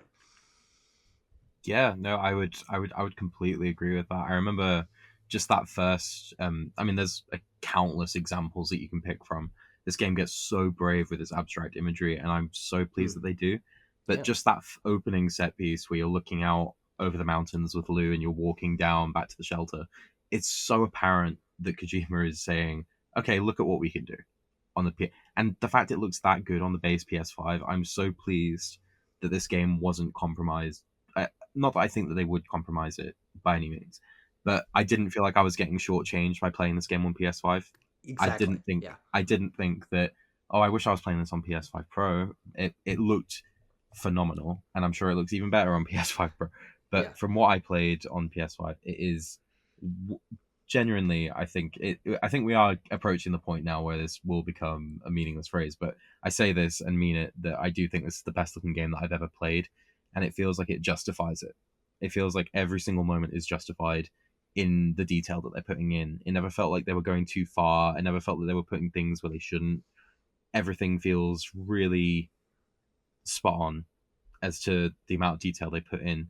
And talking about some of the abstract stuff, I mean, that scene where you wake up in I can't remember the name of the world now. Do they give it a name? Where you wake up, is it Nirvana? They stick with that name. Where you wake up in Nirvana and it's you know, the fireworks going off everywhere, and you're just walking through that corridor of flashing lights. I'm thinking, Jesus Christ, this is just Kojima swinging his dick around. Yeah. At this point, look at how cool this looks. It was like, what, 6 years ago that people were like mad about Spider-Man not having a puddle in it, and now we're getting Death Stranding 2 where he's like, every particle effect that has ever been in a game is in this game right now, and it's also all reflecting off of puddles on the ground. You shithead. We've had like 20 puddle gates since Puddle Gate. You know, speaking of water, you know, that final walk back through Mexico where everything's going down and it's just like, it looks like you're walking under the water. I spent so long just kind of camera pointed up, just trudging. I was like, this is so good. I'm so pleased that he was using this fidelity to explore interesting ideas and not just how real can we make this grass look. Yeah, I mean, I was trying to check how many hours I played it. It was over 70, I believe, and I think I spent 5 of those hours in photo mode. Yeah, like, once I reached Nirvana, I think I remember just an hour straight of trying all the different poses I could do with BB and Dollman and seeing what's the craziest thing I can make. The photo minigame, I think, is awesome. And there are times when I would just let it run completely because the amount of different things that everybody's having a ball doing is incredible. I'll be the third person straight to say this is the best looking game I've ever played. Especially in terms of something that's going for realism, but pushed over the boundary of something like Red Dead Redemption 2 with the amount of otherworldly visual flair, especially at the end. That's just 3 hours of every frame of painting right there. Yeah, I'll just add to what everybody said. It's funny how scuffed Norman Reedus looks in Death Stranding 1 compared to Death Stranding 2. Like, his entire face has changed. It's crazy how even the holograms look so different in Death Stranding 1 compared to Death Stranding 2. I played this game on PS5 Pro. It's basically just the fidelity mode at 60 frames per second. If you could believe it, still looks great. Would it change it for the world? It's an uncompromising vision, and one that I feel so lucky to have played. Yeah.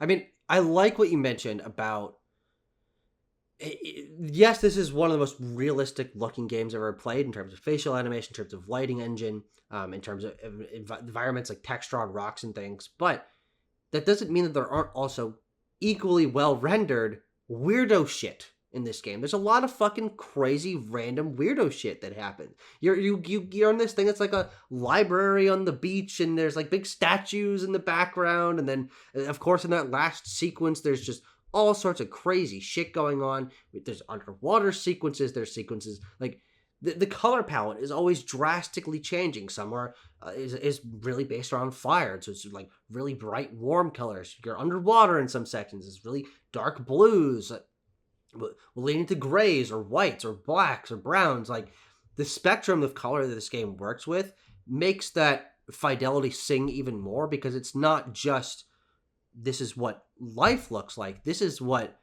the world of Death Stranding looks like. And that imagery, I think, is also a big part of the reason why I like this game so much. And the first game did a really good job of establishing the world. And for me, that's as much as I get out of that first game, is that I really like the timefall, and I like the crypto biotes, and I like the bunkers that people are in, and I like knowing all these things. You have to have the baby on your chest, because then the goo men are going to come after you. Like, there's all this stuff that, let's be honest, we kind of take for granted now, like going into the second game, of how much weird shit that makes no fucking sense at all that first game had to set up. And I'm very glad I played through that game, because so much of what this game does, I think, takes that as understood, takes it for granted, I think, in a positive way, where we're like, okay, we get that now. We get how BTs work. We get how Timefall works. We're good. And now I think this game leans into Kojima goofiness in like a next level way, where I'm like, okay, I'm really sold on this world as something that's serious but has a lighthearted touch to it. And that, I think, particularly plays into the characters, where Higgs's design is way crazier here. The way that they use Deadman is way weirder here. The way that they, just Dollman in general, the fact that we have this half frame rate animated doll character that's talking to you on your belt, like, that is a next level of weird. Charlie is this mannequin that has anime faces. Like, this game has a goofiness to it that really makes me connect to the whimsicality of this world in a lot stronger way. I just love the otherworldliness and the goofiness that this game, on an imagery level, allows itself to lean into. I think it's really, really special. It doesn't take itself that seriously in some places, which I think is very fun. Yeah, no, it absolutely doesn't. And I think you're really right to mention that this is an interesting conversation, and I think it's a much bigger discussion than just, but the fact that Death Stranding 2 wastes absolutely no time in just throwing you back into the world. There's no protracted explanation as to why Sam needs to be told what a void out is, or why Sam would need to be told what a BT is. He knows this. And Kojima is operating off of the basis that you know it too. Mm-hmm. And I think there's a respect for the audience there, and I really appreciate that. And like you say, it means that he's able to immediately jump past what the first 5 episodes of Death Stranding 1 were doing, and immediately jump into, hey, this is the interesting stuff. We're doing it now. Like, where it took Death Stranding 1, admittedly, a while to get the wheels turning, I immediately knew what this game was trying to do, or at least I thought I did, but it was doing things. Yeah. And I appreciate it for that. And I think there is a discussion to be had about how I think more sequels should do that. I think sequels should be less afraid of just jumping in and saying, look, this is the story. If you don't get it, read a glossary from the last game. It isn't this game's responsibility to tell you about what all this terminology is. I mean, we have the corpus system, which is really interesting as well. And I mean, I loved having a read through that if I did need to catch up on something, because it had been a while for me. But the fact that is the extent, and you get a little recap on the main menu as well if you want. It's not very good. It's not very good, but I appreciated that this game was not afraid just to say that this is Death Stranding 2. If you didn't play Death Stranding 1, I don't know, just buckle up and accept the fact that you're not going to know everything from the start, which more sequels, I think, should do. Yeah, and it just does a great job at, I mean, going back to that streamlining conversation, one of the little bits that I appreciate is that it was really easy to feel just strange when completing regular orders during Death Stranding 1 as you're upping the star rating, because everybody at their building, while I appreciated the info dumps, I liked learning more, that's definitely not for everybody because they would go on for forever. So just the fact that adding that little dialogue wheel of being like, if you want to learn more about this technology or this world, you can do that. If not, you could just press that down arrow and keep on keeping on, is excellent. The fact that you stumble less. There's just so many little tiny things that immediately tell you what the game is going to be like for the entire haul. That, well, I think I'm still at this moment of time just connected more emotionally with Death Stranding 1 and that adventure, is one of the things that will feel odd when I inevitably like return and be like, oh, I kind of wish. Same thing going back to Breath of the Wild, where it's like, oh, it's just weird not having this power. Yeah. It's weird having to press cross X, whatever you want to call it, more than I want to. Yeah. Because this game does make, especially on a menu level, a lot of changes to where the things that you've now internalized as just like the default because you played so much of Death Stranding 2, if you ever go back to Death Stranding 1, you'll be like, I think that's usually where I mentioned earlier, I like iterative sequels for games, that polishing up of things, it does have the unintended and not inherently bad or good, but it has the effect of making it more difficult to go back to the predecessor games, because you're like, well, in some way, some of these elements, especially I think in these two games, menu systems, Death Stranding 2 just has a lot better designed menus. The ways that the button combinations and the menus are laid out, everything is just way cleaner. It's way faster. You understand things a lot better. And I do think that it makes me appreciate what they did in Death Stranding 2, because they're subtle changes, but I think they make a very noticeable difference in terms of how quickly you're able to get to what you want, especially when you're gearing up for a mission and you're like, gotta choose what you put on your back and stuff. It's a lot streamlined here. But that does mean that, like, going back to play Death Stranding 1, you're like, oh yeah, that's right. That is what it was like back then. But you're right about the little things. This game is all about those building blocks and understanding, okay, here's where that first game is what it is, but we can learn from that. And those specifically on the menu level things, those are one of the big elements of it. And I'm like, okay, you definitely learn from mistakes. Very quickly, did you guys in the intro cutscene with Fragile, when she asks you to do that mission, did any of you decline her offer? Yes, which mission? I did. Oh, I did my gosh. at the start of the game, where Fragile's saying, "Come on, join us on the DHV Magellan." You can say no, no, and it plays like a short version of the intro, and it keeps on doing it until you do it about 3 times. And then where it literally goes back to the cliff where you are with Lou, and then Sam's like, no, and then he shoves it out of the way, and then that option, you can no longer press it. It's like funniest thing ever. Okay, I gotta go watch that. No, you should watch it on YouTube. It's really funny. Because I'm gonna be honest, I used to do that, like with with like Pokemon games, like the professor's like, you want to help me fill out the Pokedex? And you press no, and like nothing happens. Like I used to do that just to be like, fuck sorry, you. I don't think I heard you right. Do you want to say that again? yeah. Exactly. And so I guess I just assumed that would happen. So I've given up doing that a long time ago. But I like that there's even like that little extra attention to detail. But I pressed no. Like my last thing was like, I pressed no initially because I didn't want to let Fragile down. That's my girl. I wasn't gonna do that. And then Sam went and told me, he's like, you've gotta see what it's like when you press no. So it's just an incredible little moment. See, I originally actually this was part of my dilemma. I was putting myself into Sam's shoes for a second here and keeping in mind everything that had happened. I thought, yeah, I feel like Sam would say no. Actually, I feel like there's a reason that Sam would say no. He was living a perfectly happy life. Fragile reappears after 3 years, and then suddenly, under her care, his child is dead. Like, I would be if I was Sam, I would be like, how dare you ask me to come work for you right now?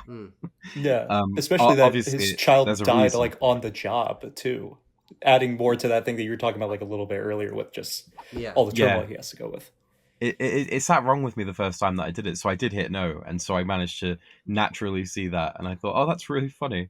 But I was also I was a little bit sad there wasn't like an earnest moment where Sam said, yeah, I kind of don't really want to at the moment. Obviously, that ties into what Fragile was trying to do and how she was trying to care for him. But that was an interesting moment. But yeah, talking about Fragile. Yeah. Well, I just want to recenter on the characters before we go, because the characters are, I think, as I mentioned at the beginning, I think maybe this game's strongest suit, and where I feel it has, for me, improved the most over that first game is, again, that sense of community, but even within that, how active all of the characters are, how each of them have their own arc, which they certainly did in that first game, but a lot of the first game felt like, and this was actually reflected in chapter names, is here's the chapter about Mama. We're going to learn about Mama today, class. We're going to deal with her. Sam's going to interact with her. And then we're going to move on. And, she'll come back for a couple cutscenes later on. But we finished the Mama section. And here's the Dead Man section. And here's the Heart Man section. And that game very much operated in this loop where each chapter was so focused on one character that it meant that it was hard to incorporate the rest of the cast into something more active. And also it was just a more isolated game. The communication wasn't quite there yet.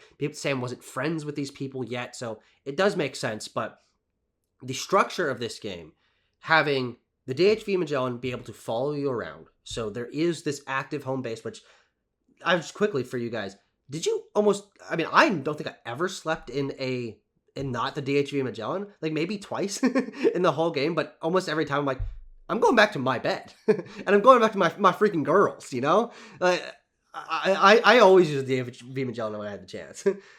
Yeah, I think there were a couple of times I think where I was trying to work out how the quick traveling between different points was working. I thought you had to do it from inside one of the bunkers, and no, it was actually on the terminal.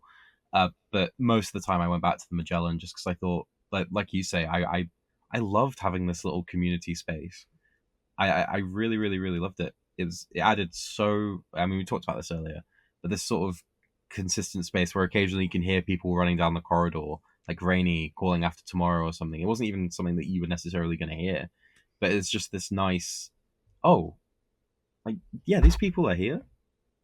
We're cool. We're all just living in this weird ship that makes a lot of funny. That makes a lot of really funny noises. Like it's cool. I love it. Yeah. I spent a lot of time on the Magellan. Yeah. I mean, it just goes along to the thing I was saying before. I would just play around in photo mode so much because I wanted to see the different interactions with everybody. It was always nice getting that little shower clip, and it's Heartman strolling along there with his, his bags. Rainy doing the hello Sam right before I go in. Shout out to the quizzes that Rainy and Tomorrow give you, including the nightmare quiz, which is excellent.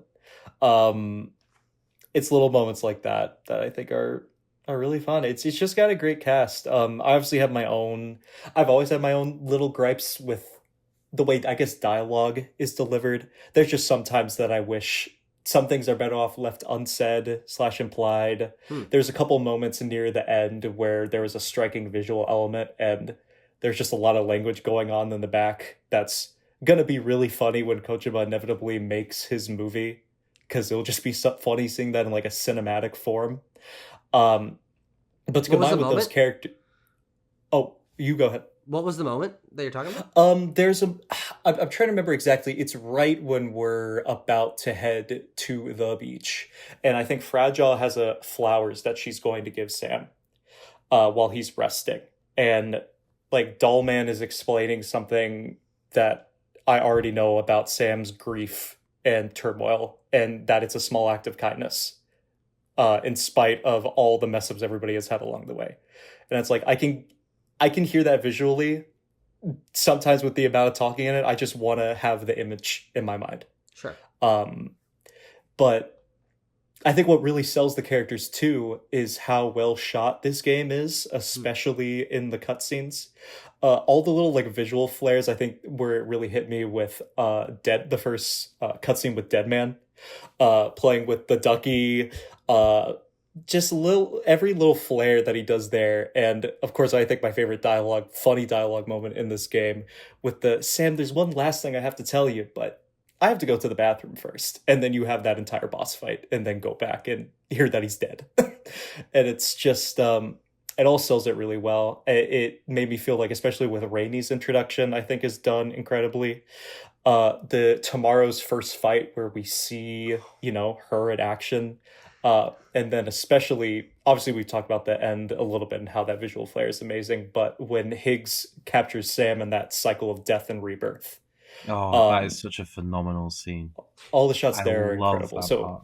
Yeah, it's great. And to the point of the cutscenes and to the point of the characters, the way that this game drew me in once the DHV Magellan was introduced, and I realized what this game was going to be structurally, is building up your crew on the ship and filling out the rooms, and everyone has their own little space, and they're all interacting even when Sam is not there.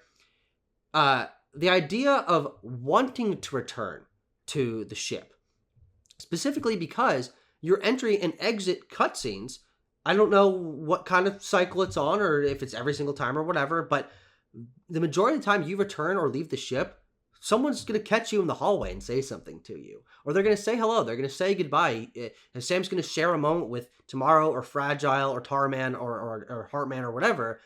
That's what really sells this. Because I do think one element of this game I wish was more fleshed out is the Magellan itself. the entire inside is modeled. We know Kojima knows what the inside of this thing looks like. Why can't you just walk around in it and like customize it a little bit more on the inside and go visit Tomorrow's room and like have a couple optional lines of dialogue with her? I think that would like I mean, I love this game, but I think that is something that felt like it was missing here. I'm like, it feels like that's what this game wants to do, is have this little area that you can like explore and go talk to your friends, but then you're limited to the him sitting on his fucking bed animation that it was in the first one. And I'm like, damn, feels like a missed opportunity. But the game does make up for that to a certain degree by having those little short introductory and outroductory cutscenes of whenever you come back to the show. And I love the way that if you finish up a story mission, and Fragile or Tarman or whoever will call you and they'll be like, hey, why don't you come back and like rest, like take a shower, like come say hi to the gang, you know, Tomorrow's got this new thing she wants to show you. Like, it feels like a community. It feels like a family because they have these just little touches of dialogue and little touches of moments that add a lot of texture to what's going on. And the ones that benefit the most from that are the women on the ship. The fact that you have a very active set of female characters in this game that have their own set of dynamics, their own roles in this company, quote unquote, is fantastic. I think all three of them are some of the best characters in the game. All their performances, I think, are some of the best in the game. And I love that they have their own group and they've got little gossip and they're like, no, Sam, get out of here. You know, it's girls' night. Like, I think that the DHV Magellan and that community, for me, in the heart of the game, is not Sam. It is Fragile and Rainy and Tomorrow and the way that they build their friendship across the course of the game. I think that's one of the strongest elements in the game for my money. He's come a long way since Quiet. But what are your thoughts on Rainy and Fragile and Tomorrow? Fragile in particular, I think she's maybe the best character in the game. Fragile, I loved her in the original game, and I think Leia Sidhu does such a fabulous... I'm so happy that she came back. I think, to be honest, speaking about the cast in general for a second, I think it's a miracle that Kojima managed to get most of the cast back. The only people, I think the only exceptions were Mads Mikkelsen and Margaret Qualley, who didn't come back properly. And I suppose Lindsay Wagner also didn't. She didn't come back for a speaking role. But the fact that he got so many of these characters back, I think shows just how much like he loves these characters, and also how much the actors love them as well. And I feel like you can feel that in this game with the way that Fragile is. She's far more involved from the outset, and I think that means that Leia can give such a charged performance that she wasn't really able to in the first game because the plot didn't really demand it out of her, and she really shows her potential here. And I think Elle Fanning as Tomorrow is wonderful once she finally starts coming out of her shell. I feel bad because I can't remember the name of Rainy's actress. Shioli, I'm blanking on her last name, but yeah, Shioli. She also does a wonderful job. She's such a... I think it was when Rainy comes to the ship, I thought, yeah, this game is going to be a lot more... I mean, her backstory is tragic, but she's such a shot of positivity in what was previously quite a subdued cast of characters, just because of the way that the world was. But it's almost like a bit of a road trip. It feels almost like a road trip. That scene where you're taking pictures, where it's the three women and you're trying to take a picture of them, and they're just kind of messing around. I'm like, it's such a nice energy, and it feels like everyone's having a lot of fun with what they're doing. Yeah, I appreciate it the most because it's really hard, since a lot of games are effectively power fantasies, to come up with an idea that characters exist without you. Like, for as much as I love the Persona games, for instance, I think that's one of their weakest elements, when you've completed a friendship arc and they just say the same thing over and over again.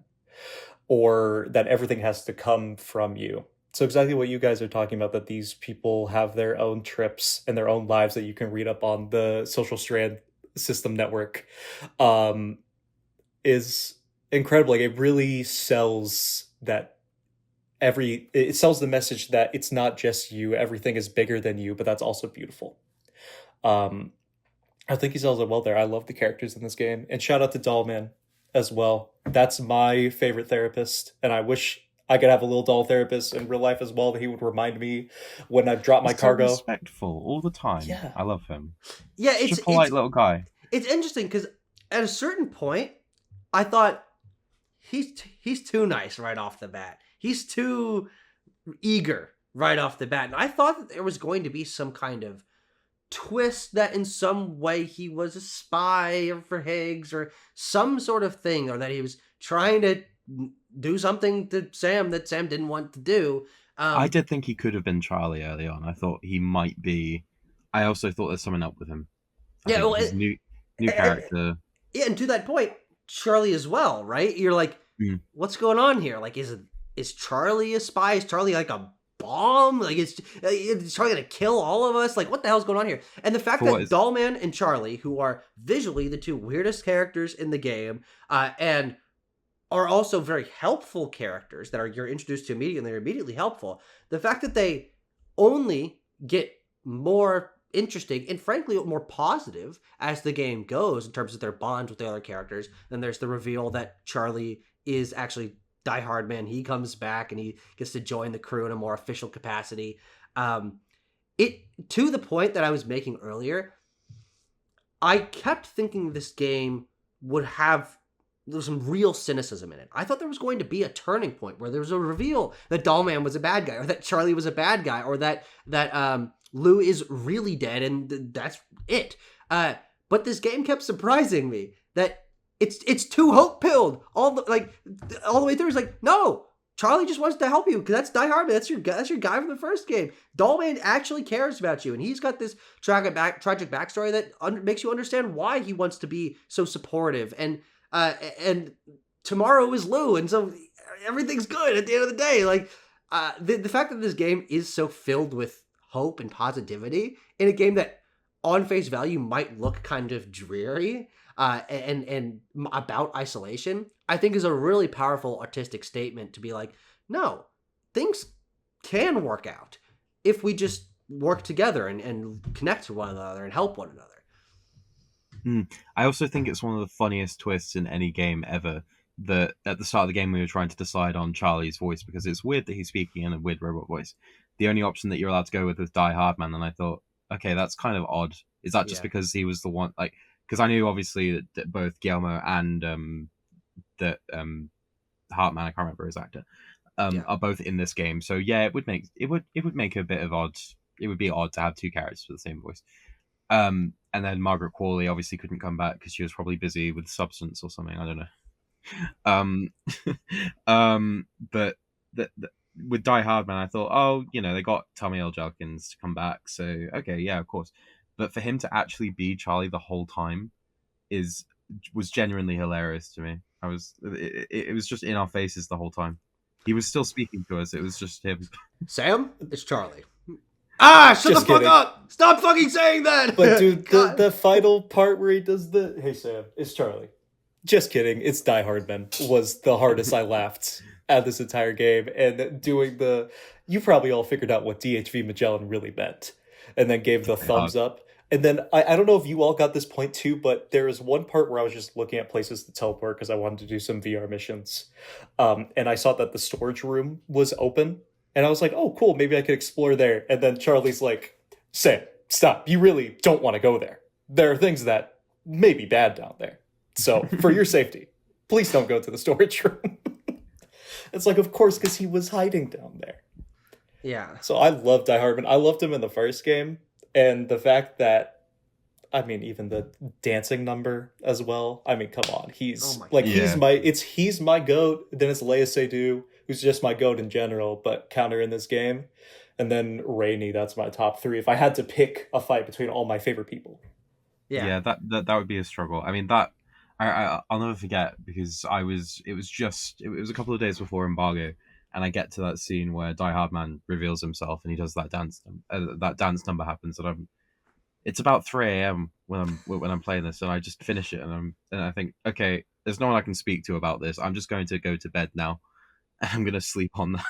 It was such a bizarre. I was just sat there completely stunned. But yeah, if I had to pick a top three, if I'm being forced to, it would be Fragile, um, Tomorrow. I really like Tomorrow, and probably Dollman. Yeah, I think that'd be my three as well.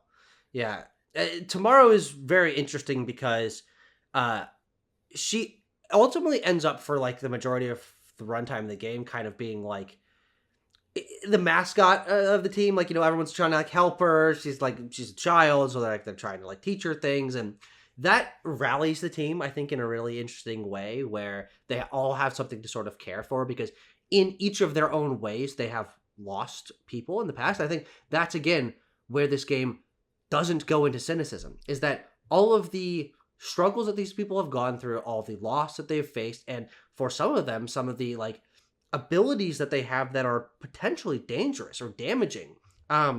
These are all things that can be used for good, and that they're able to use that grief and that loss to then support each other in that way. It feels very found family. It feels very like, your weaknesses can actually be your strengths. And I like that all centering around Tomorrow, who is also like the most badass character in the entire game, and watching the abilities that she has and the choreography and the way that the camera like goes into the tar when she like goes underneath it, and like, oh, there's like all this crazy shit happening.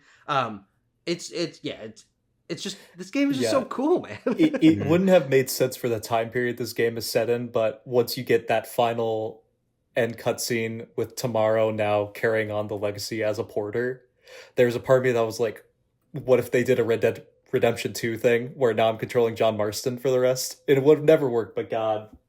Yeah, she's awesome. She's sick. Yeah. And plus the fact she's like... I think there's one character we need to talk about that we've not talked about, and that's Higgs. I think Troy Baker, if he is not nominated for Performance of the Year this year for his work with Higgs, I will be absolutely floored. It's my favorite performance of his ever. I cannot believe how much... I've completely forgot that it was Troy Baker.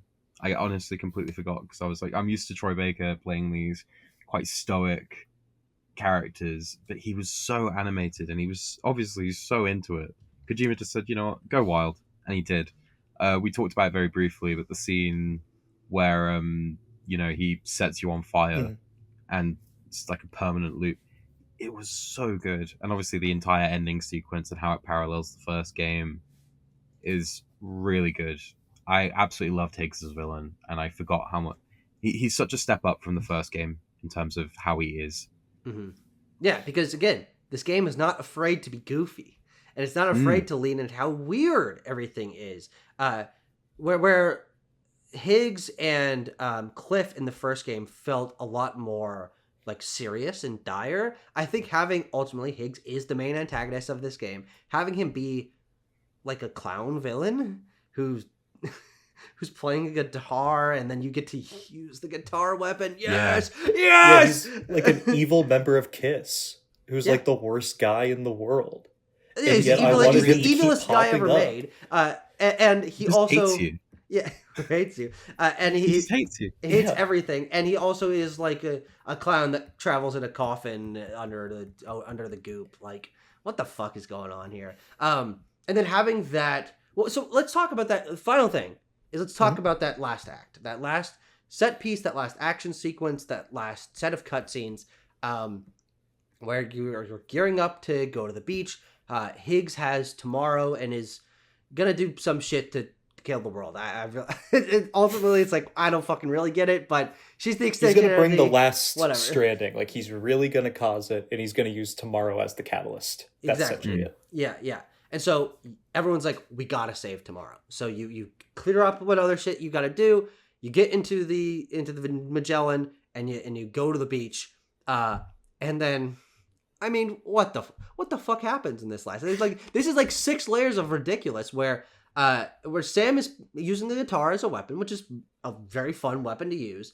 You're running along the beach, and Tarman and Heartman have built the Magellan into the head of this giant mech that uses the manta ray ones as wings, and it's got the octopusy ones as hands, and it's like doing this like Tekken fight in the background while you're running along the beach, and there's just all this like explosions going on, and BTs in the sky, and like the sun is shining down, and tomorrow is like framed up there. It's like, holy shit. And then there's a giant fucking baby, and then you do like it's like a Soul Calibur fight on top of a hand. It's like, what the fuck is going on? Like, honestly, one of the most insane and memorable and bold final set pieces I've ever experienced in my life. I mean, consistently just laughing and floored and decently emotional given how goofy everything is. Like, I was just so impressed by how this game ended. Like, it leaves an amazing taste in your mouth. I think it's got a bit of the original Death Stranding in it here. You know, the bit where you and Higgs fight it out, and there's the health bars at the top of the screen. It's like, let's get really video gamey now. Let's go full on cornball with it. This game does not have health bars, but now it does, and now it's just a fighting game, and I love that. I loved. If there's anything I have to hold against it, is the fact that they showed the Magellan Man in one of the trailers. I was a little bit sad that they showed the giant BT mech in, I think it was the release date trailer right at the end. Plus, like, it's the statue as well. But that's the worst thing I can say about it. Mm-hmm. Yeah, it's just so much fun. Yeah, that ending final fight where we then turn to a 2D fighter is like a really nice callback. Like Metal Gear Solid 3 and MGS 4, especially when those end on a giant firefight with some amazing music in the background. I love that Higgs will invite you to do a giant guitar jam off with him, and if you mess up that prompt, he'll demote 100 likes from you. The fact that all their hits are timed in with lines of dialogue. The baby thumbs up once... the baby thumbs up is amazing. I think is just going to be my new background for pretty much everything. Like that reminds me of a really funny scene where Heartman is like one of the only moments in the game where it happens. I think giving a thumbs down to someone is one of the funniest things that you can do to someone. So when Higgs is in the ship and he's just sort of he just gives a thumbs down. It was one of the funniest moments in the whole game for me. It reminded me of that. But that's funny because, again, to the way that this game leans into its own goofiness is Heartman giving some likes in the first game was a moment of levity. It was a part of his characterization. And now everyone is doing it throughout the entire fucking game, and it's a consistent bit. And you'll get Dollman give you a little tiny thumbs up, or you'll have Fragile with her fucking weirdo gloves, and like it'll give you a glove thumbs up, or I think there's a moment even when Tarman like sticks out his fucking stump, and it's like, oh, technically that's a thumbs up. Like I love how they lean into the idea of likes, and again the goofiness, like that is ridiculous, and it should break the immersion of those scenes, but it's a consistent part of this world, and getting that little controller feedback and the like the feedback and the sound effect and the characters, like they're just bought into it. They're sold. Like this is what's happening in this fucking game. Everyone's just giving you likes all the time. And I like, again, that they lean into that. Taking that one element from the first game and kind of infusing this entire game with it. Yeah, no, I think that the thumbs up and the like system is such an integral thing that it goes understated. I think that is that sort of connective tissue, or it is like, oh, Kojima likes using social media, so of course there's a like system in this game. Mm-hmm. But it's such a small little punctuation mark throughout where it's like, oh, Tamara gave me a thumbs up. Oh, that felt really nice, actually. This is what social media should feel like. We should be able to do this. I should be able to give you a thumbs up, and you should be able to see a number go up in your head. Yeah, for no reason at all, like the mission where you have to find Tomorrow after she leaves the DHV Magellan and you could see her tracks and you could like her tracks. I just kept doing it. Because even if that doesn't really matter, in my head, I'm like, I want her to know that I'm the dad that stepped up and she deserves those likes. Yeah. Yeah. Well, I think we've just about done it. I think we've covered most aspects here of Death Stranding 2 on the beach. It's a game that I just have a lot of fondness for. It went down smooth, which I did not expect going in. I was completely sucked into it for the time that I played it, and I'm really, really happy that I now have a Kojima game that is emblematic of almost all of Kojima's tendencies, his comedic tendencies, his writing tendencies, but it also seems to be one of the most approachable Kojima games, and it also seems to be one of the best written Kojima games in terms of like, this game has a very surprisingly clear and understandable and straightforward narrative, which is hilarious to say. Relatively speaking, yeah. Yeah, exactly. And he has well-rounded female characters in this game. Like, this seems to be why I'm so happy that I now have one of these games to resonate with. It gives me, again, a touchstone for Kojima, a creator that I have had respect for on the fringes, but now have a personal connection to one of his works. And so I'm just coming out the other end just very happy. And it seems like we're all basically largely on the same page about this game. And yeah, okay, this was maybe just kind of a glaze fest for Death Stranding 2, but like, okay. That's what we feel of the game. It's crazy and deserved. Yeah, the glazing is crazy. The glazing is deserved for this one. Yeah. Well, thank you very much both for sitting down, talking deeply through Death Stranding 2 on the beach with me. Hope you had a good time. Hope everyone learned a little something. Well, give a like to the audience. Everyone do this to your computer and then click the like button on the video. Thanks everyone for watching, and I'll see you next time.